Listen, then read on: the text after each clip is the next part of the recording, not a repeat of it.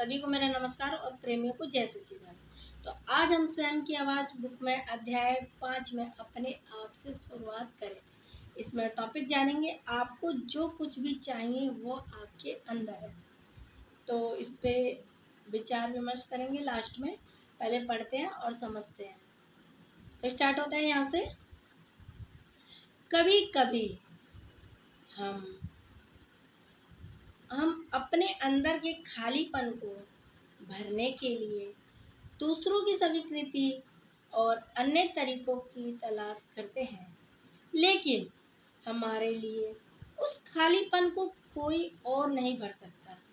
ये एक टूटे हुए पात्र में पानी डालने जैसा होगा। हमें खुद को स्वीकार करना चाहिए और इसका मतलब ये है कि हमें अपने अंदर की अद्भुत ताकतों और साधनों को स्वीकार करना होगा। आखिरकार हमें दूसरे लोगों के निर्णय के बारे में चिंता करने की जरूरत नहीं है, क्योंकि हमें जो कुछ भी चाहिए वो हमारे अंदर है। आगे है, ये इतना जरूरी है कि मैं इसे फिर से कहना चाहता हूँ। हमें जो कुछ भी चाहिए वो हमारे अंदर है। स्पष्टता, आनंद, शांति, प्रेम, ये और ढेर सारी अच्छी भावनाएं आपके अंदर हैं, जो विकसित होने का इंतजार कर रही हैं। और यकीनन वही सभी बुरे गुण भी है। स्पष्टता आप में है, लेकिन दुविधा भी है। खुशी आप में है, लेकिन दुख भी है। शांति आप में है, लेकिन अशांति भी आप में है। प्यार आप में है, लेकिन नफरत भी है। आपके बुरे गुण जल्दी दिखने लगते हैं, लेकिन अपने अंदर अच्छाई खोजने के लिए आपको थोड़ी मेहनत करनी पड़ेगी। अच्छे गुण आपकी आंतरिक शांति से उत्पन्न होते हैं और ये आपको आपके अस्तित्व के बीचों बीच एक चट्टान की तरह ठोस और कभी ना बदलने वाली बुनियाद देते हैं। लेकिन आपको ये जानना होगा कि इस खजाने की तलाश कहाँ करें। ये बात मुझे एक कहानी की ओर ले जा रही है। कहानी है, एक आदमी अपना गांव छोड़कर पैसे कमाने के लिए शहर जाता है। वह वहां बहुत धन कमाता है। कुछ साल वहां रहने के बाद अपने परिवार से मिलने के लिए वो वापस आने की सोचता है। इसलिए वह अपने सूटकेस और उपहारों से भरे बैग को लेकर घर की ओर निकल पड़ता है। लगभग उसी समय एक चोर उसे देखता है और सोचता है, इस आदमी के पास पैसा है, मुझे इसके छोटे छोटे उपहारों की परवाह नहीं है, मुझे इसका पर्स चाहिए। वह उस आदमी के पास जाता है और बातचीत करता है। वह उससे पूछता है वह कहाँ जा रहा है। फिर वह कहता है, ठीक है, मैं भी उसी तरफ जा रहा हूँ, चलो एक साथ चलते हैं। उस रात वह एक सराय में रुकते हैं। रात के खाने के समय आदमी कहता है कि उसने शहर में बहुत अच्छा पैसा कमाया है और अब वह एक बड़ा घर बनाने और अपने परिवार की देखभाल करने के लिए वापस घर जा रहा है। ये सुनकर चोर खुश हो गया। वह जल्दी सोने का बहाना बनाता है, लेकिन वह सोने के बजाय उस आदमी के कमरे में जाता है और उसके हर बैग को देखता है, लेकिन उसे पैसा नहीं मिलता है। वह हर अलमारी में देखता है, लेकिन वहां भी नहीं मिलता है। वह उसके बिस्तर को उलट पुलट कर देखता है, लेकिन उसे एक सिक्का तक नहीं मिलता। अगली रात वह एक और सराय में रुकते हैं। तो आपने यकीनन बहुत पैसा कमाया, चोर कहता है, और आप घर बनाने और परिवार की देखभाल करने के लिए उसे घर ले जा रहे हैं ना?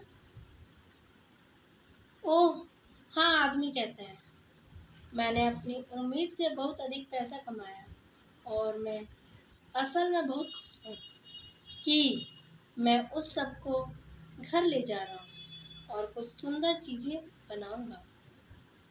एक बार फिर चोर चुपके से उस आदमी के कमरे में तलाशी लेता है। हर उस जगह को देखता है जिसके बारे में वह सोच सकता है। उसे कुछ नहीं मिलता है। अगली रात वे एक और सराय में पहुंचते हैं और फिर वह आदमी रात के खाने के लिए चोर के साथ जाता है। भोजन के आखिर में चोर कहता है, तो तुम जल्द ही घर जाओगे और उस पैसे का इस्तेमाल करोगे? ये सही है, आदमी कहता है। ये बहुत अच्छा होगा। इसके साथ ही चोर शुभ रात्रि कहता है और उसके पर्स के लिए वह फिर उस आदमी के कमरे में इंच इंच की तलाशी लेता है, पर उसे कुछ नहीं मिलता। अगली सुबह वे उस आदमी के गांव के पास पहुंच जाते हैं। चोर से अब रहा नहीं गया। मुझे कुछ कबूल करना है, वह कहता है। मैं एक चोर हूँ और जब तुमने मुझे बताया कि तुम्हारे पास इतना सारा पैसा है तो मैं असल में इसे चुराना चाहता था। हर रात मैंने तुम्हारे पूरे कमरे की तलाशी ली, यहाँ तक कि तुम्हारे जूतों के अंदर और तुम्हारे तकिए के नीचे भी देखा। मुझे कुछ नहीं मिला। क्या तुमने सच में कोई पैसा कमाया है? ओह हाँ, आदमी खुशी से कहता है। उसने अपनी जेब से दो भरे हुए भारी पर्स निकाले। मुझे तभी एहसास हो गया था कि तुम एक चोर हो, इसलिए हर रात डिनर के लिए जाते समय तुम्हारे कमरे में जाता और तुम्हारे तकिए के नीचे सारा धन छुपा देता। मुझे पता था कि तुम मेरी सारी चीज़ों की तलाशी लोगे, लेकिन अपनी चीज़ों की तलाशी कभी नहीं लोगे।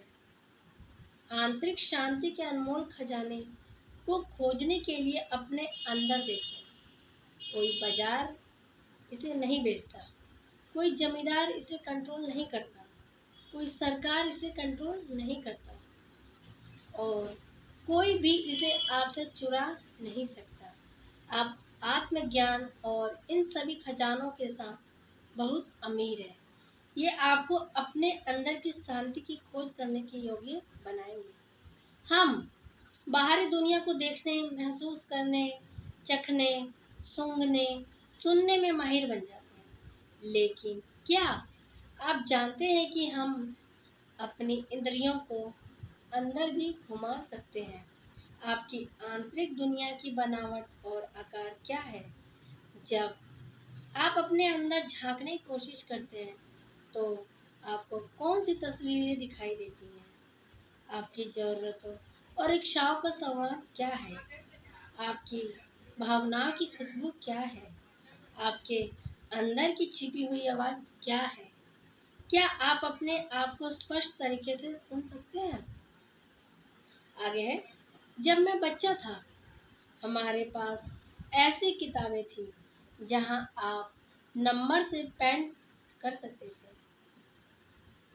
पहला है, एक का मतलब लाल, दो का पीला, तीन नीला और इसी तरह वे मज़ेदार था। फिर ये नई किताबें आई जहाँ पहले से ही पन्ने पर पेंट था। आपको बस पानी लगाने की ज़रूरत थी और तस्वीर दिखाई देने लगती थी। ये थोड़ा सा सरल था। एक दिन मैंने सोचा, क्यों पूरा काम करें? इसलिए मैंने पूरी किताब ली, उसे पानी में डाल दिया, उसे सूखने दिया, उसे खोला और सब कुछ रंगा हुआ था, लेकिन इसका कोई मतलब नहीं था। ये सिर्फ एक गड़बड़ थी। इसलिए मैंने शुरू से ड्राइंग किया और पेंट किया।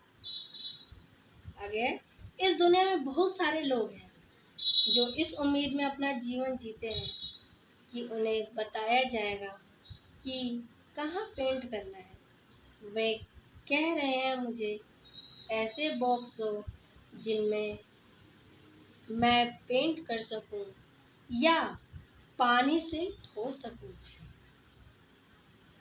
बस मुझे खुद कुछ बनाने के लिए मत कहो। लेकिन हमें अपने आप को व्यक्त करने का मौका दिया गया है।